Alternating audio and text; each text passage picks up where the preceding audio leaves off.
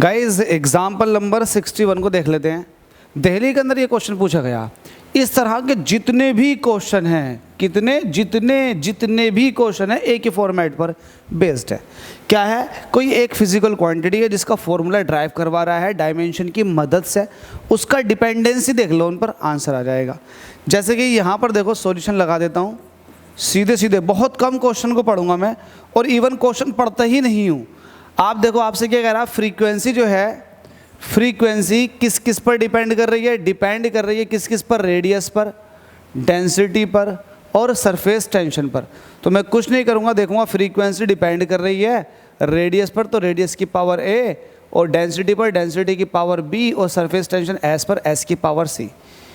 देखना, मैंने बिल्कुल नहीं देखा, क्वेश्चन नहीं पढ़ा, अब पढ़ लेता हूँ क्या मेरा ये सही है। देखो, the frequency nu of an oscillating drop may depend upon radius of the drop, density of the liquid and surface tension of the liquid. Establish an expression for frequency dimensionally. तो बड़ा ही सिंपल सा है यार ये। इसको कैसे करेंगे? Proportionality का साइन हटाओ, एक कांस्टेंट k आ जाएगा, r की पावर a, डेंसिटी की पावर b, सरफेस टेंशन की पावर c, इक्वेशन नंबर 1। ये करने के बाद में अब आप क्या करोगे? दोनों तरफ डायमेंशंस रखने शुरू कर दोगे। फ्रीक्वेंसी होता है टाइम पीरियड का रेसिप्रोकल, मतलब 1/t। ये हो जाएगा t-1। तो इसके पास m नहीं है, l भी नहीं है, t-1 है।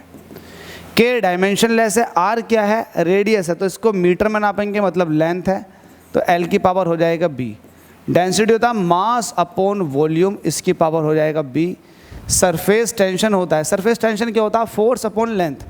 सरफेस टेंशन जब भी निकालते हो तो ये होता है force that is act on per unit length, और फोर्स का होता है mL/t-2 किलोग्राम मीटर पर सेकंड स्क्वायर।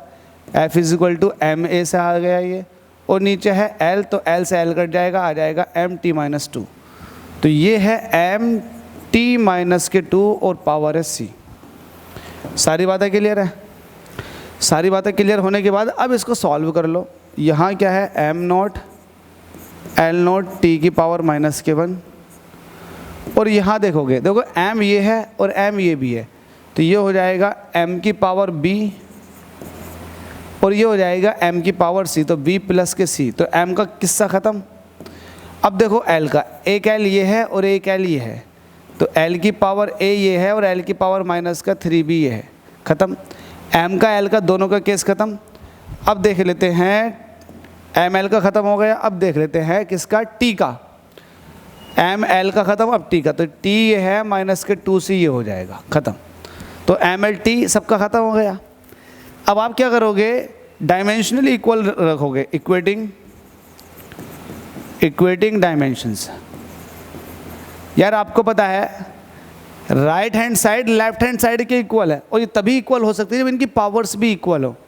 तो ठीक है, पावर से इक्वेटिंग कर लेते हैं। तो आपके पास क्या है? आपके पास m की पावर b + c है, और इधर m की पावर 0 है। वहीं l की पावर a-3b है, और यहाँ l की पावर 0 है। वहीं t की पावर -2c है, मतलब -2c है, और इधर -1 है। तो माइनस से माइनस कटा, c = 1/2। तो c की वैल्यू आपके पास है।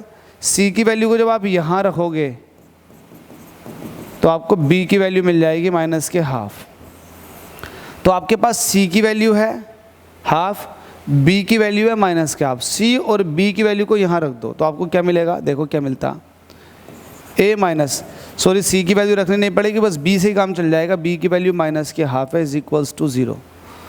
a माइनस के 3/2 = 0, और a = हो जाएगा -3/2। तो a की वैल्यू आपके पास आ चुकी है, b की वैल्यू आपके पास आ चुकी है, c की वैल्यू आपके पास आ चुकी है। इन सारी वैल्यूज़ को कहाँ रखोगे? इक्वेशन नंबर 1 के अंदर। जैसे ही आप पुट करोगे आपको क्या मिलता है पता चल जाएगा।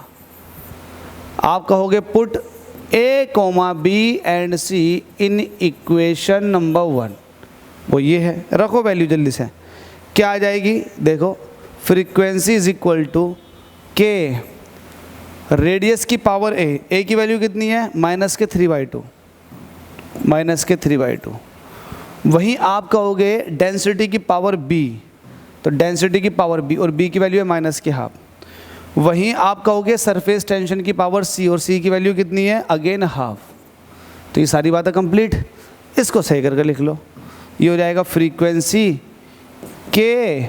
अच्छा ये दोनों वैल्यू जो है ना वो निगेटिव में है, तो निगेटिव वाली चीज़ों को नीचे को भेज दो, तो r की पावर ये हो जाएगा 3 की पावर हाफ, क्योंकि 3/2 को आप ऐसे लिख सकते हो, और नीचे डेंसिटी की पावर हाफ ये ऐसे ही लिखा रहेगा, और यहाँ सरफेस टेंशन की पावर हाफ ये इस तरीके से लिखा हुआ होगा। अब देखो ये है फ्रीक्वेंसी, अब ये हो जाएगा k√s, और नीचे r का क्यूब है तो उसका भी रूट लग जाएगा, r के क्यूब का रूट, और यहाँ रो का भी क्यूब, तो देखो रो हो जाएगा, तो मिला के लिखेंगे तो हो जाएगा k√s अपॉन रो r का क्यूब। तो ये आ चुका है आपके पास dimensional formula of frequency k√s upon rho r का क्यूब। चेक कर लेते हैं, क्वेश्चन नंबर आपका एग्जाम्पल 61 है, k√s अपॉन रो r का क्यूब, बिल्कुल सही एग्जैक्टली है। तो ये कोई टफ नहीं है, इजी है, अंडरस्टैंडेबल भी है, और मैं सारे क्वेश्चन इसी तरीके से करता हूँ, फॉर्मेट भी मेरा यही है, तो आप भी इसी फॉर्मेट को अपनाएं। Thank you.